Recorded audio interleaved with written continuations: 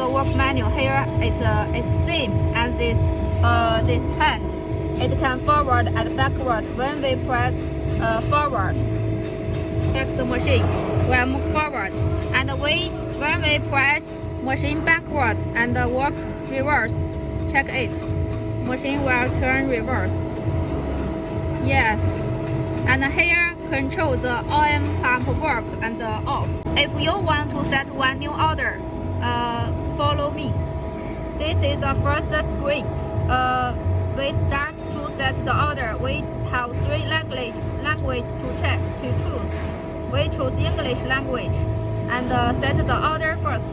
Like here, asset is 1 inch and send it 3 pieces. And we go to next screen. Here we need to press cutter down. Let the cutter work down. Remark here is 0 position. Yes. Then press cutter rise. Here is the 0. Then go to here. We need to clear the lens and clear the pieces, and then press start. The machine will automatically work. Press start. It's automatic working, and cut each pieces is 1 inch.